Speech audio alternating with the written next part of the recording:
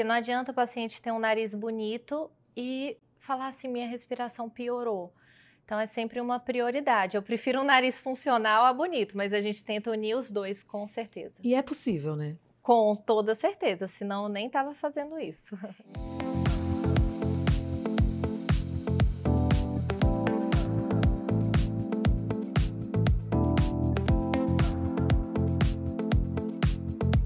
E antes de começar o episódio de hoje, eu quero apresentar e agradecer com muito carinho os nossos patrocinadores, que acreditaram nesse projeto desde o início e tornaram o consultório aberto ainda mais especial. A começar pela Cerrado Chic, uma loja que eu simplesmente amo. Com curadoria impecável em peças de decoração, móveis e itens exclusivos. Foi a Cerrado Chic que assinou toda a ambientação do nosso cenário. Com bom gosto, originalidade e aquele toque que faz toda a diferença.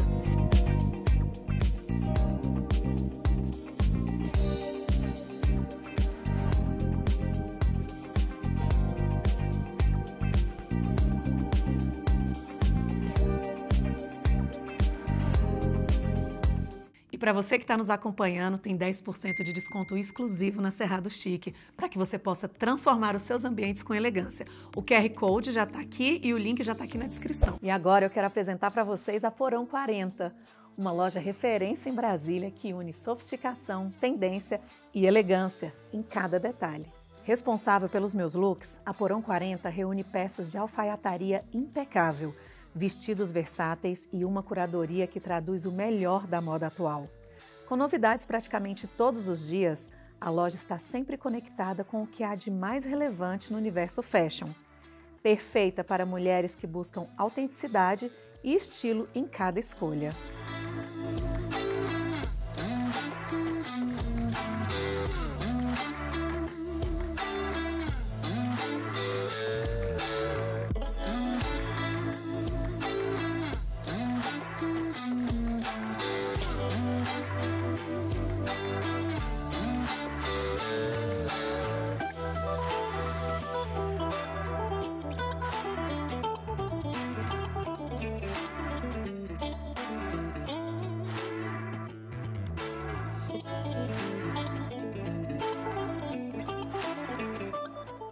E tem presente para quem nos acompanha aqui.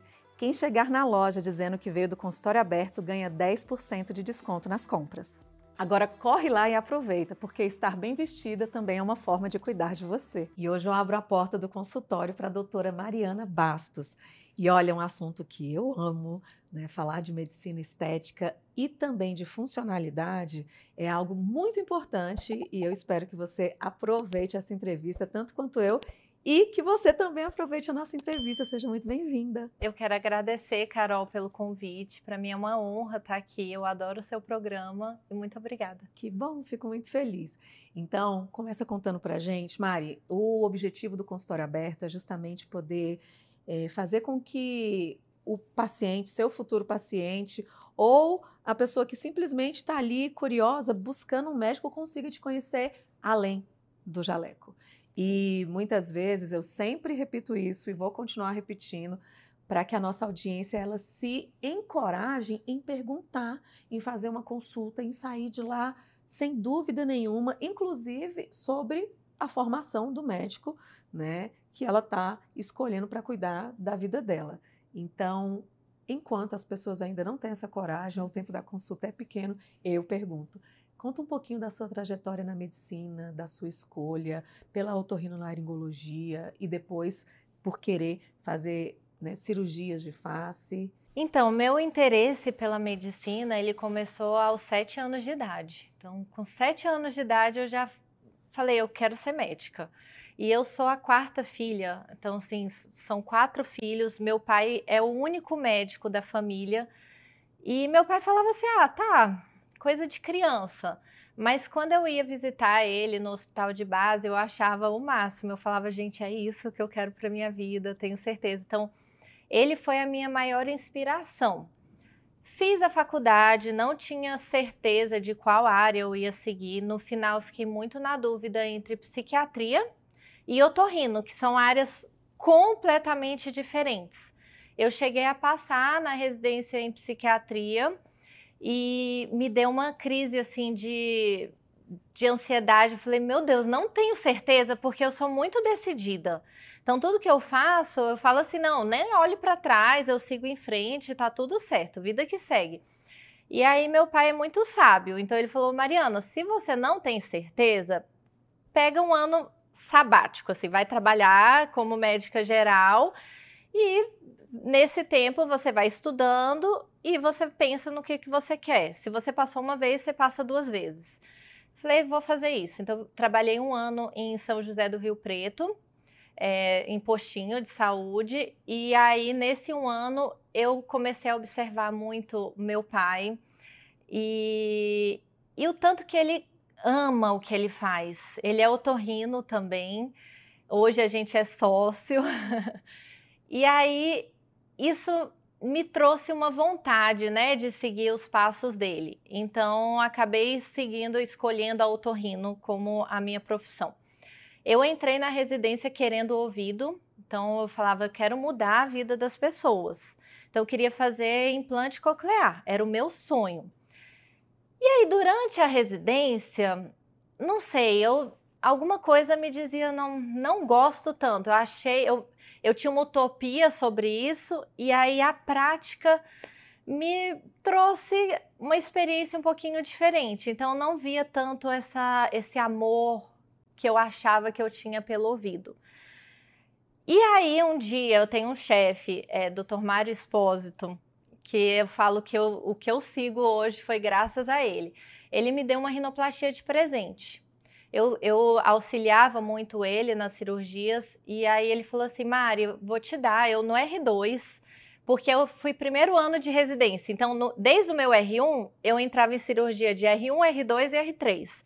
Então no meu R2 ele falou assim, no finalzinho, ele falou, olha, eu vou te dar uma rino de presente, você vai fazer junto com o R1, você escolhe qual R1 que quer que entre com você, e eu vou ficar de fora só assim, de stand-by. Se você precisar da minha ajuda, eu tô lá.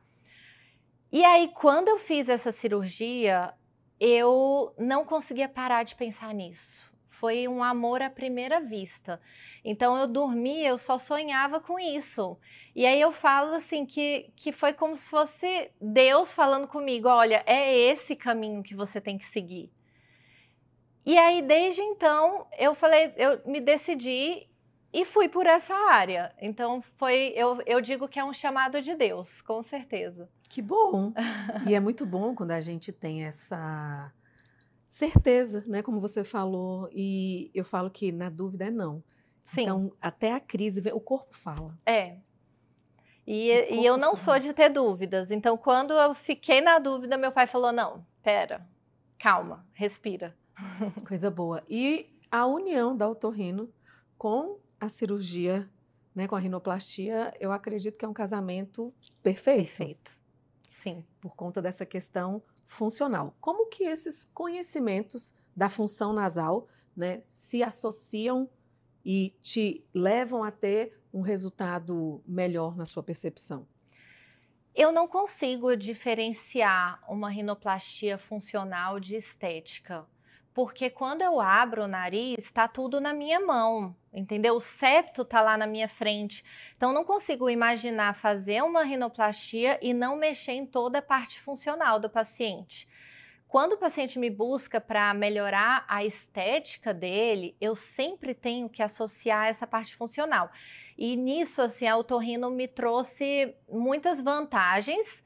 Não que os cirurgiões plásticos não consigam fazer, porque lógico que eles se especializam nisso também, mas ela me trouxe muita vantagem porque desde o meu primeiro ano de residência a gente trabalha essa parte funcional, então é muito fácil para mim associar os dois. Então, para que você compreenda, nós já tivemos, inclusive, cirurgias de outros otorrinos aqui e que também atuam com a rinoplastia, mas é importante essa compreensão, porque a informação nos salva. Então, o cirurgião geral ou o cirurgião especialista em rinoplastia, ele pode não ser otorrino. Sim, com certeza. E aí, o otorrino, que tem essa especialização na face, no nariz ou outros no ouvido, né? Ele também pode fazer a cirurgia mediante uma especialização. Então, há aí uma união da funcionalidade com a estética. Então, você tem ali 2 em 1, porque tem muita gente, inclusive a doutora Rayane Otorrino, não sei se você a conhece, Sim. ela é esposa do doutor Vitor. Uhum. E foi a primeira vez que eu consegui compreender o quão importante era essa união. E aí, muitas vezes, ela o acompanha enquanto otorrino na cirurgia plástica, ou seja, então você tem essas 2 possibilidades, né, aí juntas. Com certeza, sempre. É importantíssimo. Porque não adianta o paciente ter um nariz bonito e falar assim, minha respiração piorou. Então, é sempre uma prioridade. Eu prefiro um nariz funcional a bonito, mas a gente tenta unir os 2, com certeza. E é possível, né? Com toda certeza, senão eu nem estava fazendo isso.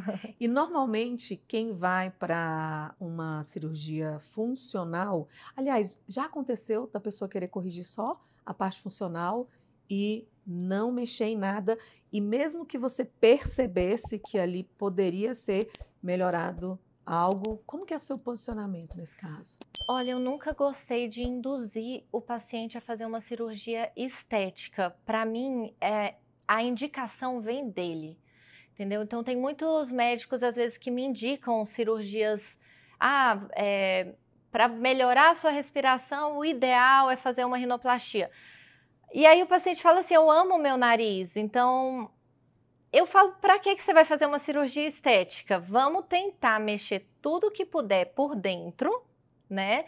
Trabalhar o desvio de septo, fazer tudo que eu puder para tentar melhorar. E se for algo que mexe com as cartilagens externas, que são as válvulas nasais, aí a gente pensa na possibilidade. Que são essas abas? É. Ok. Essa região aqui dessas cartilagens que a gente vê por fora, né? Uhum. E aí, nesses casos, eu falo, olha, a gente tenta uma abordagem interna e se ainda continuar te incomodando essa parte funcional, a gente pensa se faz alguma coisa mais conservadora ou se você quer mesmo mudar a aparência. Porque às vezes não é a prioridade. Então, pode ser que o paciente não queira e ele fique insatisfeito porque você fez algo forçando, né? Eu não gosto. E o poder pessoal do médico é muito grande. Sim. Então, realmente, ter essa responsabilidade, porque às vezes a pessoa está muito satisfeita. Como é que eu chego e pontuo algo e talvez, a partir dali, né, surja aí uma insegurança que não era necessária. Eu acho que a gente ouvia, respeitar mesmo, né? Sim. Mari, não é uma pergunta aqui da nossa entrevista, mas me veio uma dúvida aqui. Brasília, principalmente, tem muita gente com alergias, que não respira direito, várias situações que talvez aquela pessoa passou a vida inteira pensando que é normal. O que é normal e o que não é normal com relação ao nosso nariz e quais são as principais patologias, por exemplo, ou problemas funcionais que são necessárias? Um acompanhamento, Um acompanhamento, né? O que é caso cirúrgico ou não e o quanto a vida dessa pessoa melhora. Então, Brasília, a gente tem uma questão muito importante que o nosso clima é extremamente seco. Então, aqui a gente tem um clima praticamente desértico, né? Então, isso traz muitos problemas respiratórios, mais para quem tem aquela rinite a poeiras, aquelas substâncias que ficam dispersas no ar. Nesses casos, o ideal é ter um otorrino da sua confiança para fazer um acompanhamento, porque alguns antialérgicos, algumas abordagens vão te ajudar na qualidade de vida. Os casos que são necessários cirurgia são situações em que as estruturas fixas do nariz, elas causam uma obstrução nasal. Então, por exemplo, você tem um desvio de septo. O septo é cartilagem e osso. Então, independente do uso de medicamento, se ele é torto, ele vai trazer uma redução da via aérea e isso vai trazer uma obstrução crônica para você. Então, esse tipo de situação em que o osso, a cartilagem, ela está obstruindo, é necessário a cirurgia para trazer qualidade de vida. Obstrui a minha respiração. Isso. E aí, ou eu vou respirar só por uma narina e acabo E às respirando vezes pela por boca. nenhuma, isso.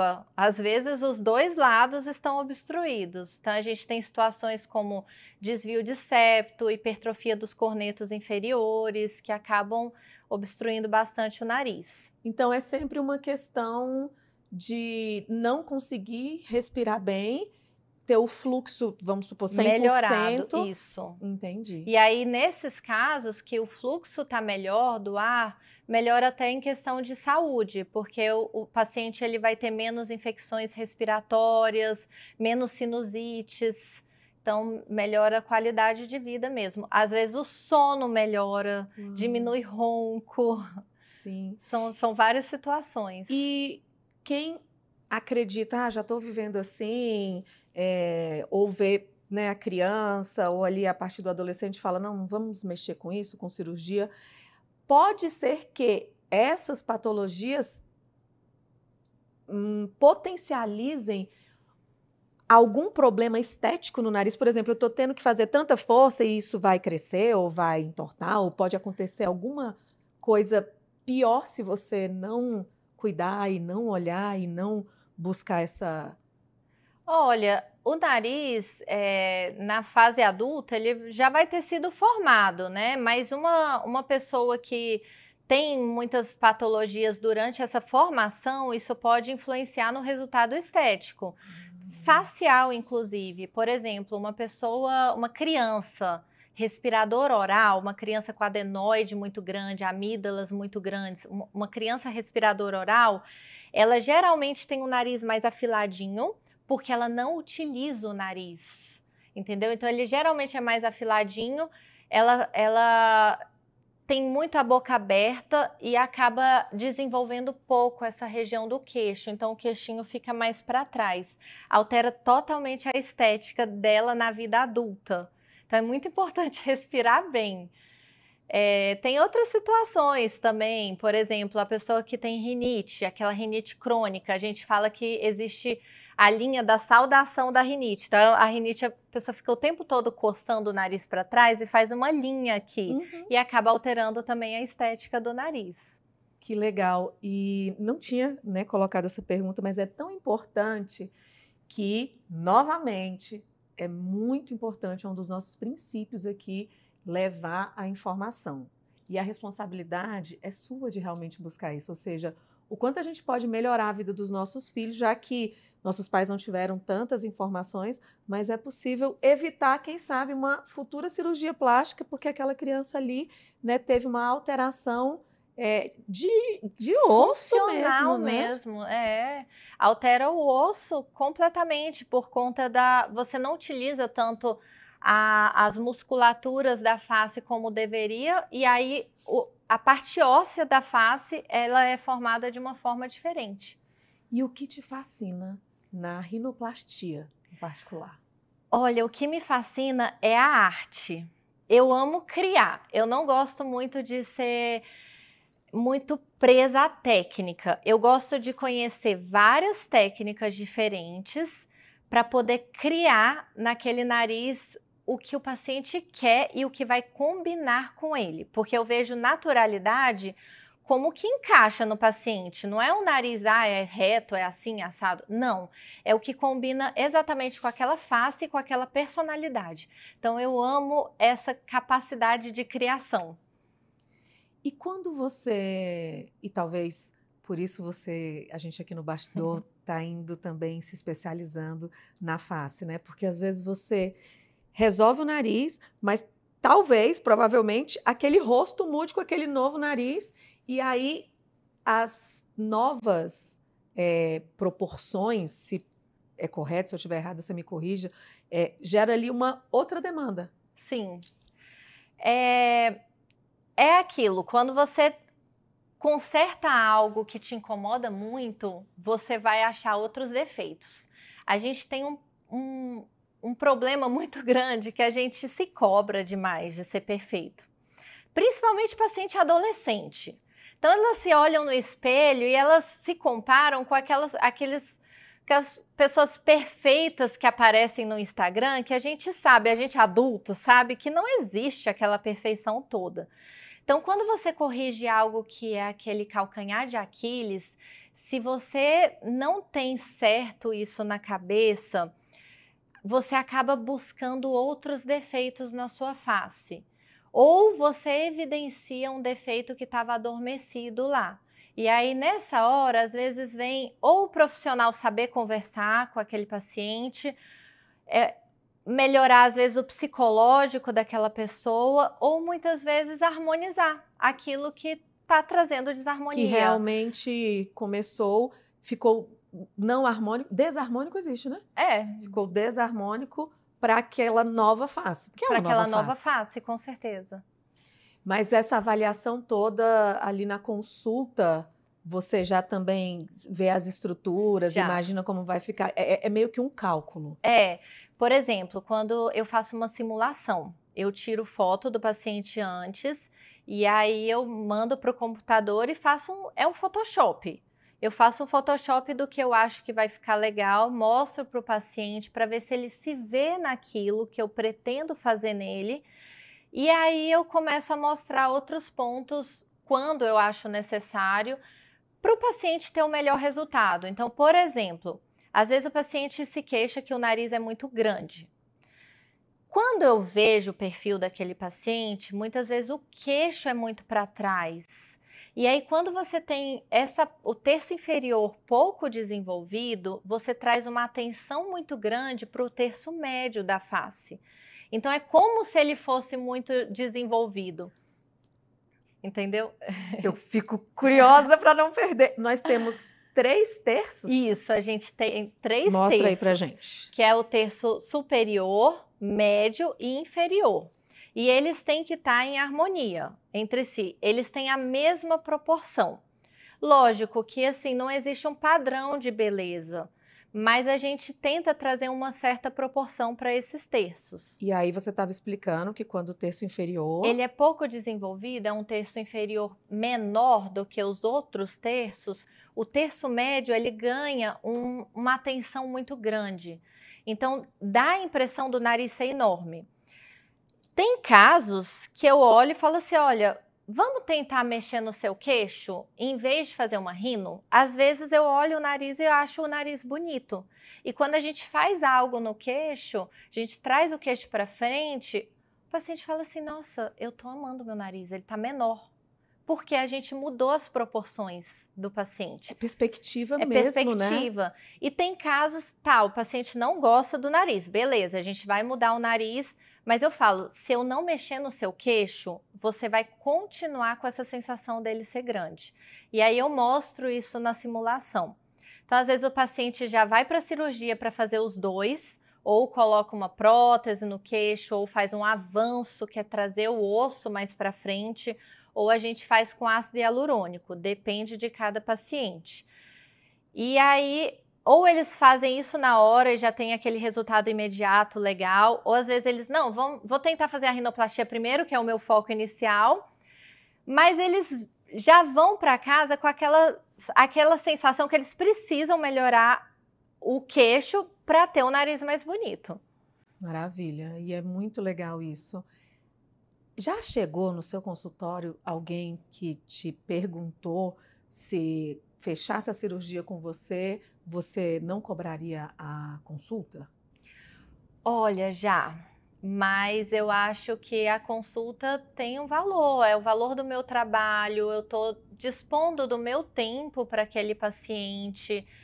E, assim, eu perco muito tempo. Eu gosto de tudo muito explicadinho para o paciente. Não, isso que você trouxe agora, e por que eu fiz essa pergunta? Óbvio que ela não está aqui na minha entrevista, mas quando você foi explicando e levantou a questão do queixo, né, deu até a possibilidade dessa pessoa não fazer, se ver de outro formato.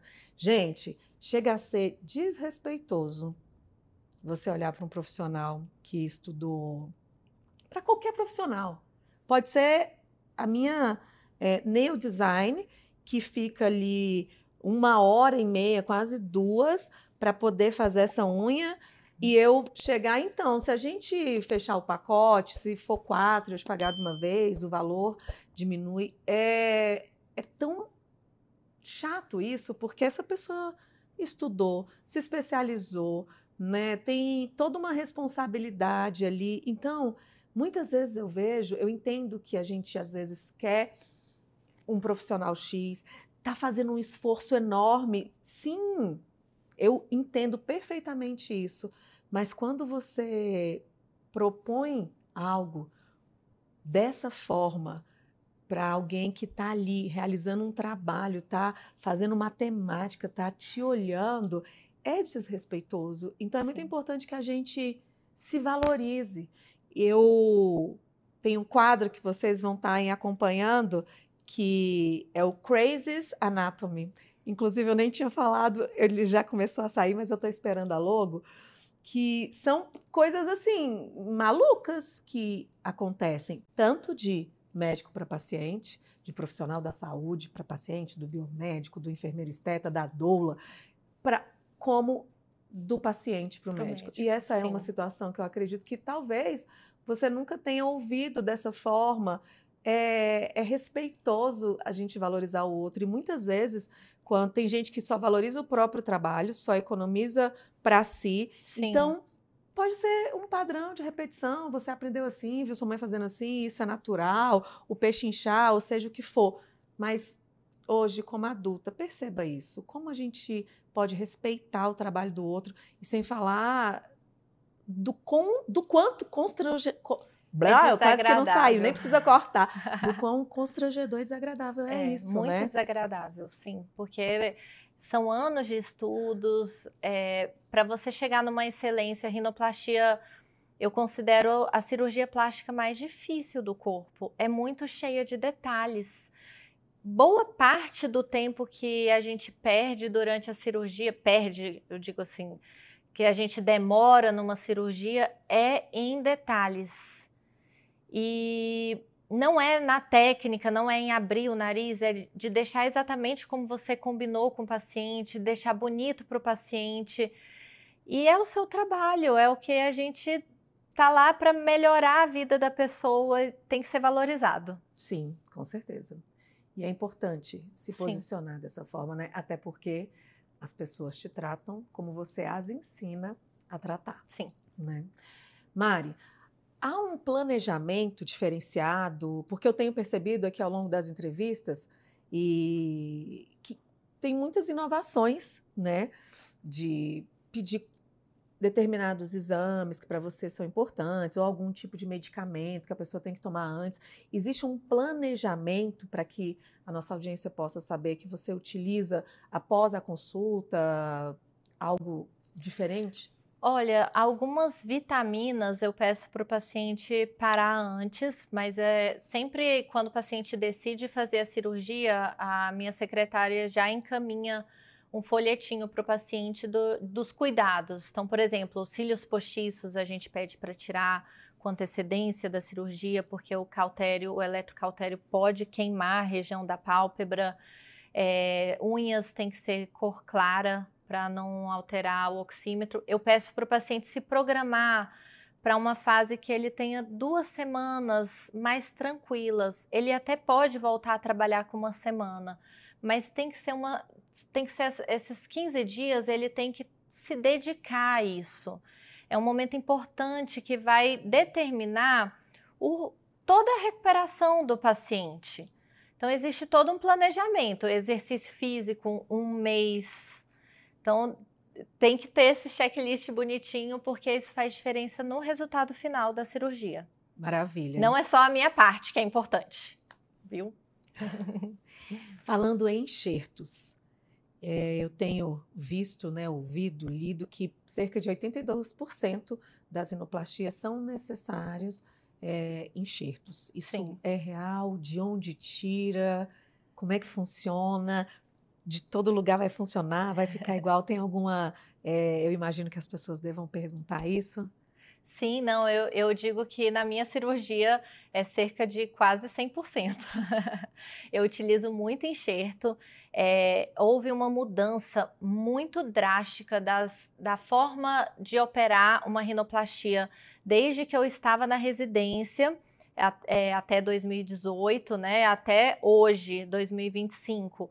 É uma cirurgia que mudou completamente a forma de ser operada. Então, antigamente se dizia muito da rinoplastia preservadora, não abrir o nariz, fazer toda interna. Hoje a gente acredita que a utilização de enxertos, que a gente chama de rinoplastia estruturada, a gente reestrutura, a gente desmonta o nariz e refaz ele em estrutura firme, que são os enxertos cartilaginosos.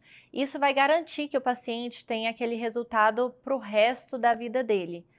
Então, eu acredito que melhora muito, a gente consegue trabalhar tanto de diminuir o nariz, aumentar o nariz, rodar, desrodar, a gente tem um leque de opções muito maior, a gente não fica tão refém, por exemplo, da pele do paciente, se é uma pele grossa, se é uma pele fina, da anatomia do paciente, a gente consegue realmente criar o nariz que a gente quer.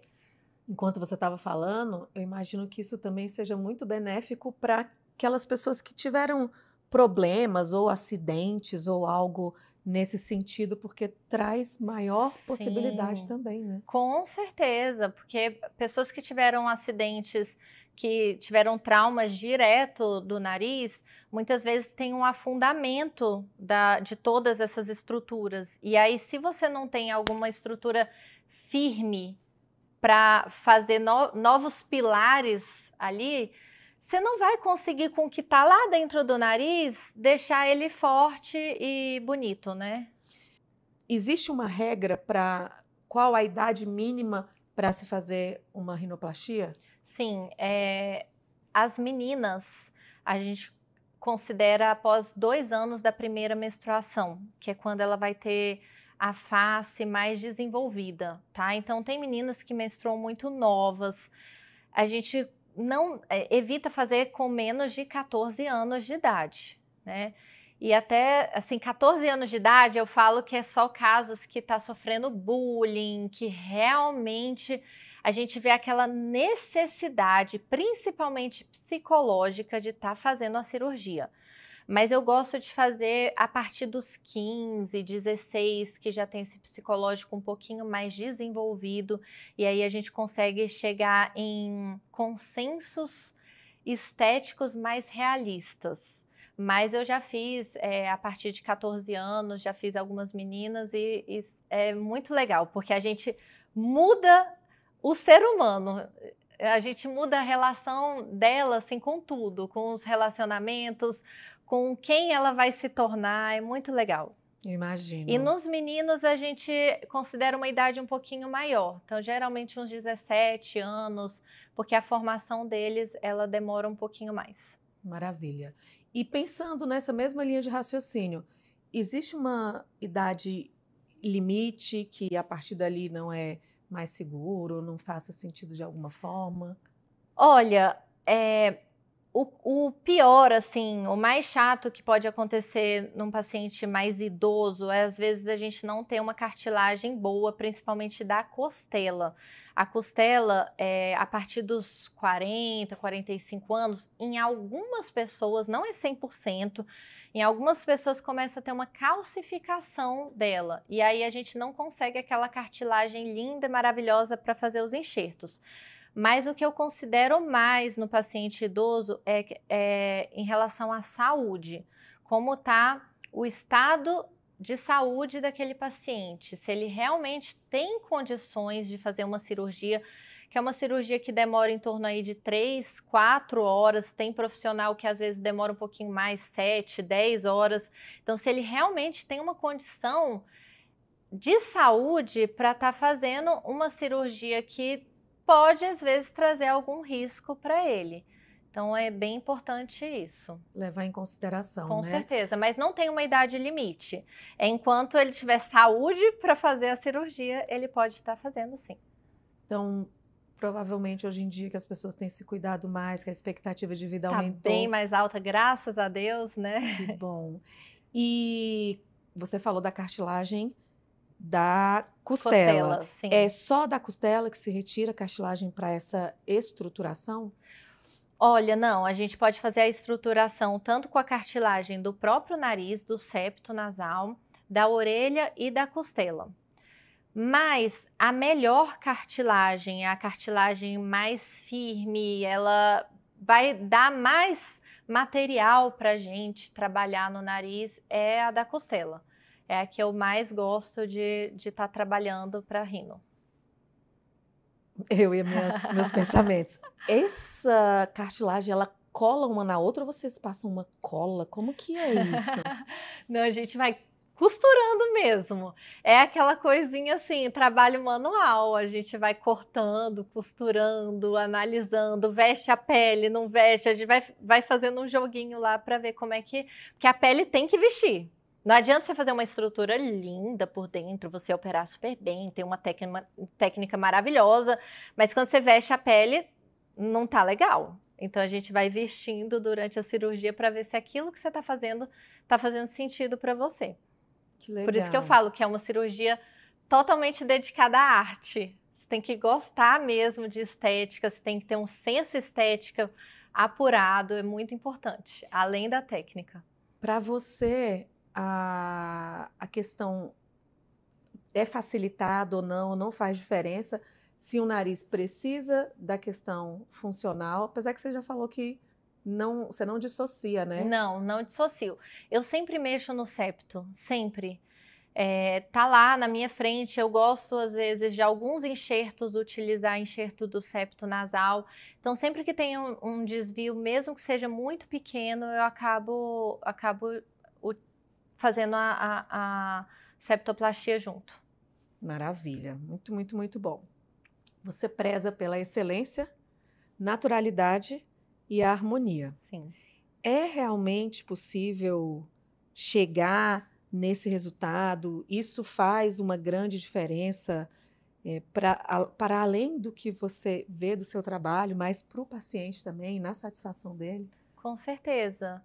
Se não fosse possível, eu já teria largado também essa profissão, porque o sentido de você trabalhar na medicina estética é você melhorar a autoestima da pessoa.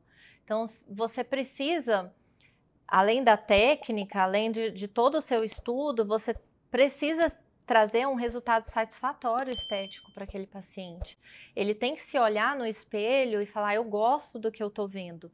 Esse é o sentido desse tipo de cirurgia. Tem algum caso em especial? Eu gostei muito quando você falou aí das adolescentes, porque eu fico imaginando... É o que você falou mesmo, é uma Eu mudança adoro operar de vida. adolescente, adoro. E elas devem te amar também, de falar, ai... É porque eu pareço uma menininha, né?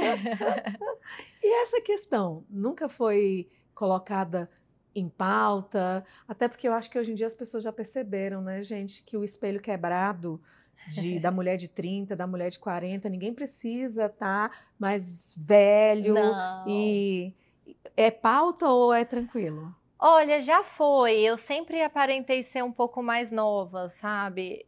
Hoje eu tenho 36 anos, mas eu me cuido, eu faço botox, eu faço bioestimulador. Eu me cuido desde os 21. Então, sempre fui muito vaidosa.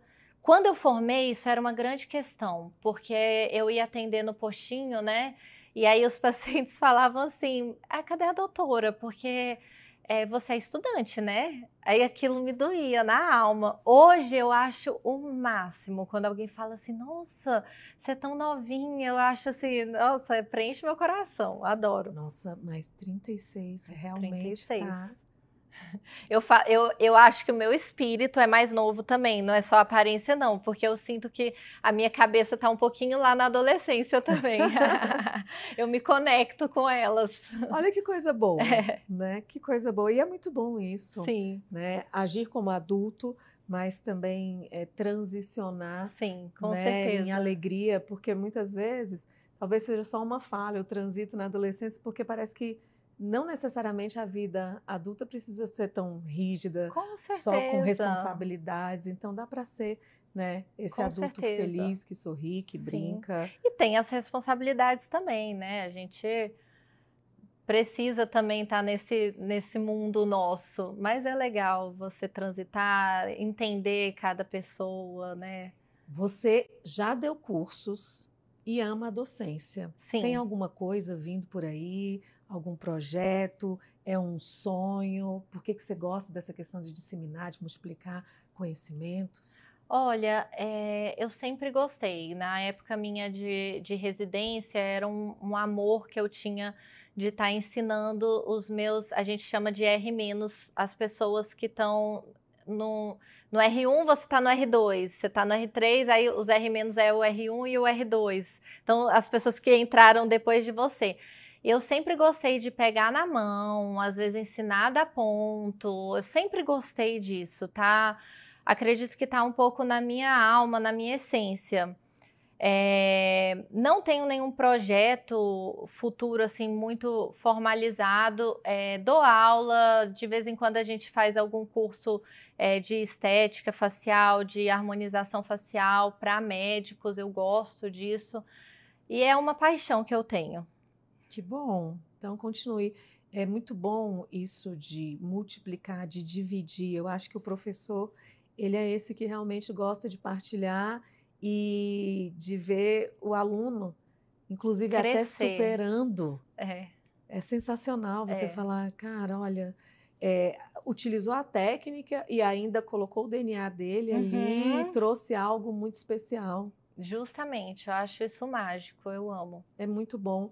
E principalmente quando se libera, não necessita, né, da assinatura, foi fulano ou foi Não, ciclano, até porque quem realmente é seguro, como você, né, e falou de um mentor, de um professor, né, sim, do pai, dessa inspiração, as pessoas seguras, elas validam o sim, mestre. com Eu certeza. tive a, o prazer de receber o Dr. Paulo Guimarães aqui, que faz, inclusive, foi percussor de lasers para a parte íntima, né? E a Ana Salomone, que a gente estava falando, esteve aqui, foi aluna dele. A Uhum. Giovanna Milhomin também foi aluna dele. É muito maravilhoso ver o mestre, né, essa pessoa, hoje ele está com mais de 70 anos, e super atuante, e as alunas validando aquele cara daquele É muito trabalho. legal, sim. E eu tive grandes mestres na minha vida, graças a Deus. A gente não cresce sozinho, então eu acho muito importante o papel do professor. Que bom! E qual a dica, pensando no paciente, você daria para a pessoa que está pensando em realizar uma cirurgia, uma rinoplastia? Qual o caminho? Como procurar? Como escolher esse profissional? Olha, primeiro, o mais importante de tudo é escolher um profissional que seja especialista nisso. Então, para fazer rinoplastia, tem que ser ou médico otorrinolaringologista, que fez uma especialização, uma subespecialização em cirurgia plástica da face, ou tem que ser um cirurgião plástico que também se especializou em rinoplastia. Então é muito importante você ter um profissional que seja da área, que pratique isso com frequência, que saiba a cirurgia com excelência e que você se conecte também com esse profissional. Eu acho que essa relação médico-paciente, ela é muito importante, tanto pro paciente quanto pro médico.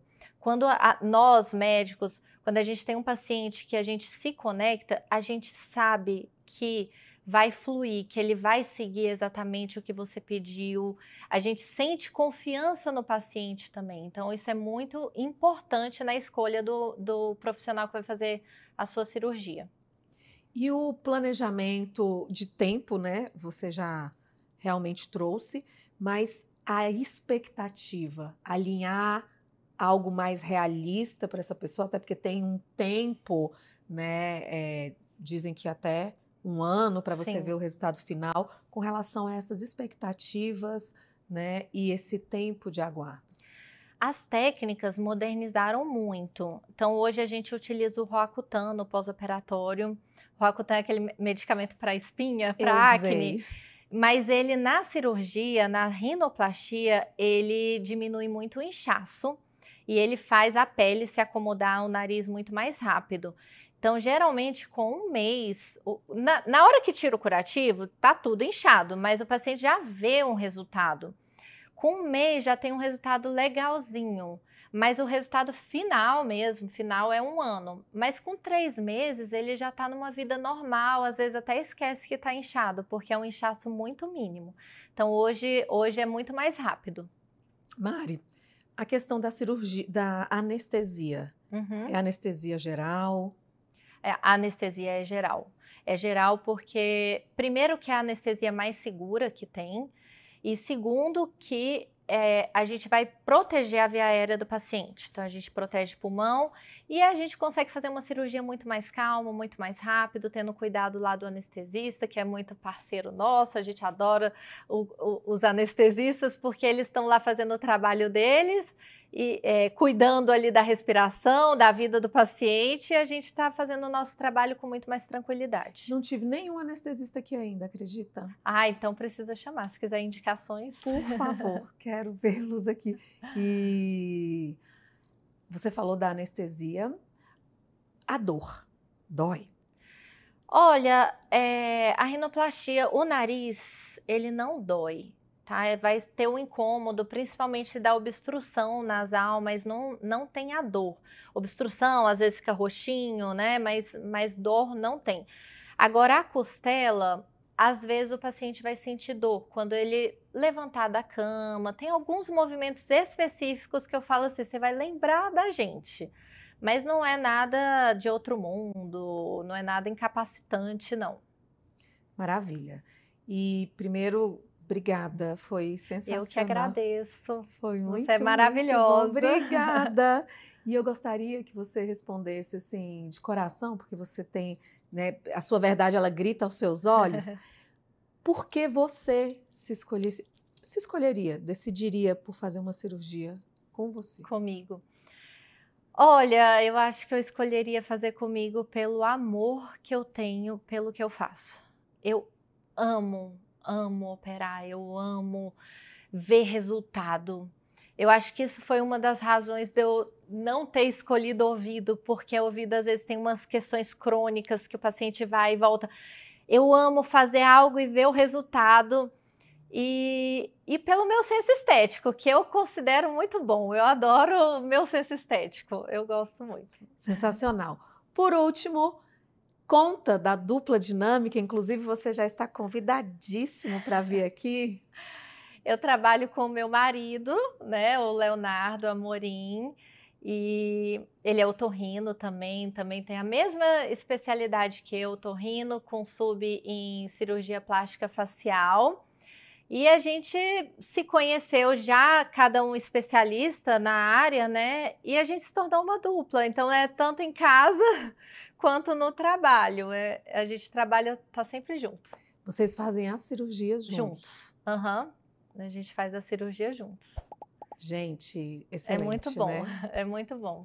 Então, que continuem juntos por muitos anos. Obrigada, viu? Eu de que verdade. agradeço.